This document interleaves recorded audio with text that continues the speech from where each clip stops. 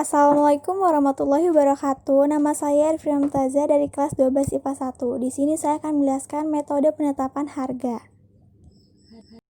Metode penetapan harga ada 4. Yang pertama berbasis permintaan, berbasis biaya, berbasis persaingan, dan berbasis laba. Jadi yang pertama saya akan menjelaskan tentang berbasis permintaan. Berbasis permintaan itu suatu metode yang menekankan pada berbagai faktor yang mempengaruhi selera dan kesukaan konsumen untuk membeli. Jadi, berbasis permintaan itu terdiri dari skimming pricing, penetration pricing, price tag pricing, dan price lining.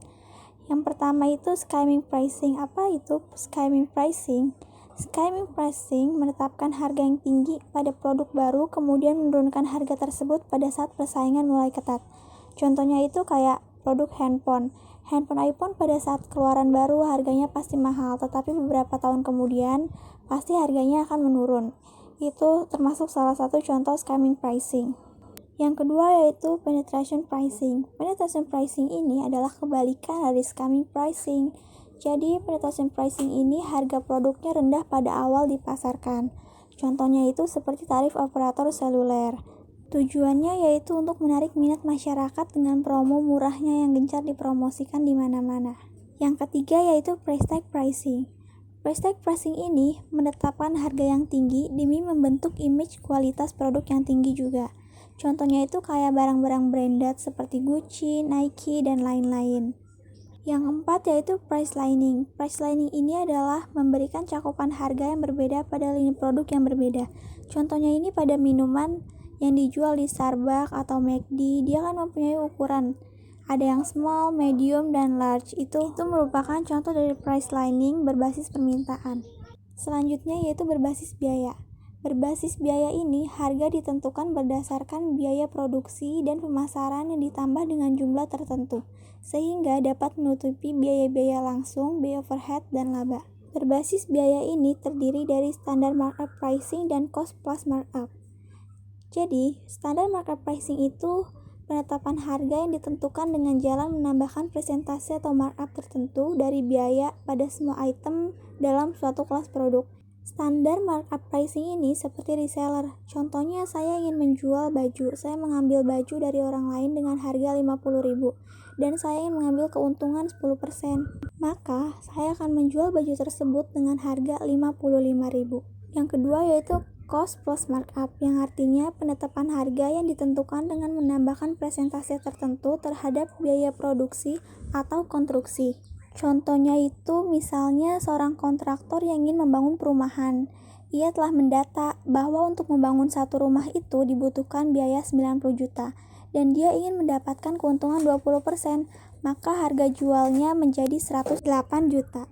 Bedanya standar markup pricing dengan cost plus markup yaitu kalau standar markup pricing, kita mengambil barang dari orang lain dan kita menjualnya lagi. Tetapi kalau cost plus markup, kita yang produksi sendiri. Yang ketiga yaitu berbasis persaingan. Berbasis persaingan ini terdiri dari customary pricing, market pricing, loss leader pricing, dan sell bid pricing. Yang pertama, customary pricing. Customary pricing itu penetapan harga produk ditentukan oleh faktor tradisi di mana perusahaan berusaha tidak mengubah harga di luar batas yang diterima. Contohnya dengan menyesuaikan ukuran dan isi produk guna mempertahankan harga yang sama. Misalnya seperti gula dan terigu ataupun beras. Yang kedua yaitu market pricing. Market pricing ini penetapan harga di mana perusahaan memilih penetapan harga yang berbeda.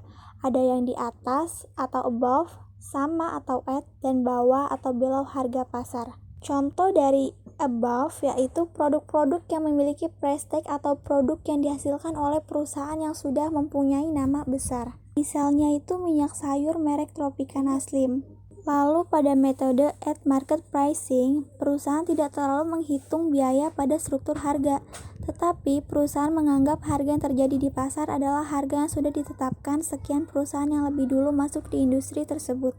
Selanjutnya, below market pricing, yang artinya perusahaan biasanya memiliki saluran distribusi sendiri atau perusahaan distribusi yang membuat private label sehingga memiliki kemampuan untuk menciptakan produk dengan harga yang sangat kompetitif. atau yang dimaksud dengan menetapkan harga di bawah harga pasar yang ada. Banyak diterapkan oleh produsen produk generik atau obat-obatan dan pengecer yang menjual produk dengan private brand seperti gula, minuman ringan, dan lain-lain. Metode yang ketiga dari berbasis biaya yaitu loss leader pricing, yang artinya menjual suatu produk di bawah harga biayanya atau jual rugi. Strategi penetapan harga loss leader pricing ini adalah bagian dari strategi perusahaan untuk mendapatkan share produk yang besar dan untuk mendapatkan konsumen yang lebih besar dan lebih cepat. Jadi strategi ini bersifat sementara sampai dengan di mana target program atau strategi perusahaan telah tercapai. Jadi produk yang dijual rugi ini dijadikan semacam penglaris atau pancingan agar produk yang lainnya itu laku terjual. Yang keempat yaitu self-bid pricing, yang artinya menggunakan sistem penawaran harga dan biasanya melibatkan agen pembelian. Jadi, jika ada perusahaan yang ingin membeli produk, maka yang bersangkutan menggunakan jasa agen pembelian untuk menyampaikan spesifikasi produk yang dibutuhkan kepada calon produsen. Kemudian diadakan semacam lelang untuk menentukan penawaran terendah yang memenuhi syarat untuk melaksanakan kontrak pembelian. Nah, yang terakhir ini ada berbasis laba. Metode ini berusaha menyeimbangkan pendapatan dan biaya. Berbasis laba ini terdiri dari 3, yaitu target profit pricing, target return on sales pricing, dan target return on investment. Yang pertama yaitu target profit pricing, yang artinya perusahaan menetapkan besaran laba tahunan yang diharapkan, kemudian dihitung berapa harga yang harus ditetapkan untuk jumlah unit penjualan tertentu, agar laba tersebut dapat tercapai. Yang kedua yaitu target return on sales pricing, yaitu perusahaan menetapkan tingkat harga tertentu yang dapat menghasilkan laba dalam presentasi tertentu terhadap volume penjualan. Yang ketiga itu target return on investment pricing, yang artinya keuntungan atau laba dari investasi maupun tingkat pengembalian pada investasi yang dilakukan. Sekian presentasi dari saya. Wassalamualaikum warahmatullahi wabarakatuh.